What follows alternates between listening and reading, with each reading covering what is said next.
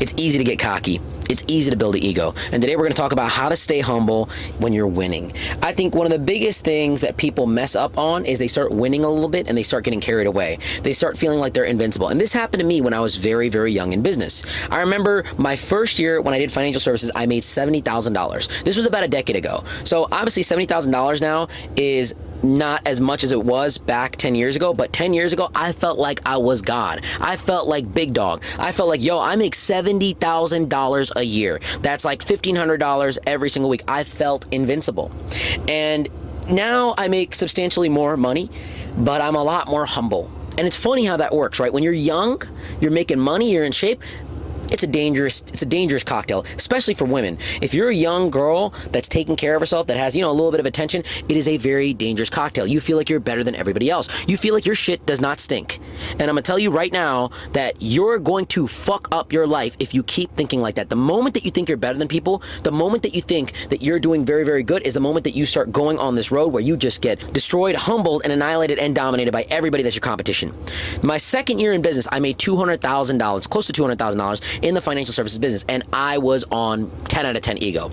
I was making $200,000. I was making over six figures. I was a young guy, and I felt better than everybody else. And it took that ego, that loss, what happened then, to change me. When I made that money, a lot of people that work for my company, they weren't connected with me. They felt like I was egotistical. I over-exaggerated things. I wasn't necessarily, the most transparent person.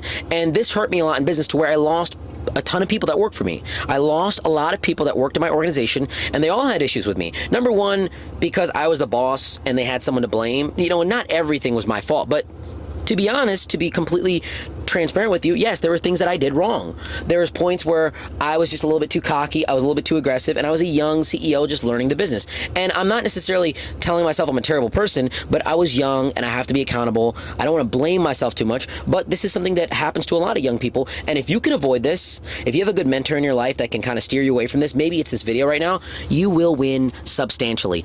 You've got to learn that when you're winning, you are actually learning to be a loser. Let me explain. Winning teaches you nothing.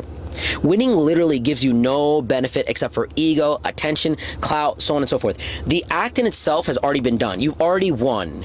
The previous past actions of what deserved this kind of emotional reaction have already been completed, so fuck them. They're done. They're over.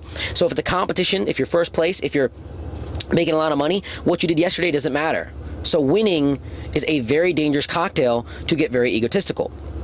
So I want you to understand that at the end of the day, if you are winning, if you're doing well, if you're looking at yourself and you're like, man, I'm doing really good, I'm not saying be negative about yourself. I'm not saying that you don't deserve to enjoy yourself and go on a vacation, but I'm telling you, humble yourself really fucking fast. Because the moment that you start taking breaks and vacations and start getting in this mindset of, oh, I'm better than everybody, it gives your competition time to catch up. It gives a humble guy that's going to outwork you an opportunity to break that vulnerability that you have.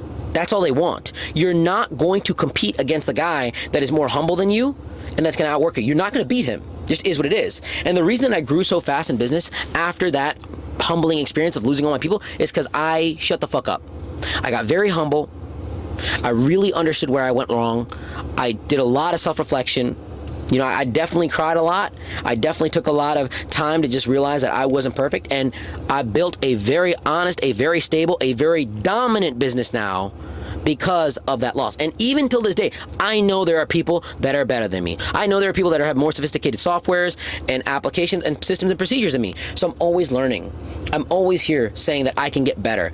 And the moment I catch myself feeling good, I have to control it. When you're feeling low, you've got to understand that life is not all that bad. But when you're feeling really good and you're winning, you have to also pull yourself back. Humble yourself, guys. The dumbest thing that you can do when you start winning is getting a little too cocky, a little bit too egotistical, because it gives them an opportunity to fuck you up. People are going to catch up. People are going to break you down. And when people see that you're cocky and you are winning, they start to hate you. They start to dislike you. You're in a Rolls Royce truck and you're acting cocky, you're acting like you're the best person ever, people are going to be like, yeah, this guy's a fucking asshole. But if I was driving a Honda and I was a little mean, they wouldn't really care about me too much. Oh, he's probably having a shitty life. Who cares? So when you're winning, you have to learn to be nicer, to be kinder, to be more humble, and to be more aware that people are looking to take you out and snipe you off your position. I hope this video was helpful. If you guys ever want to connect with me, the link is down in the description below. Follow all my podcasts. Check me out on all my major platforms. And if you guys haven't done so already, hit that bell notification to stay on top of all our videos. Until next time, guys, Sumi out.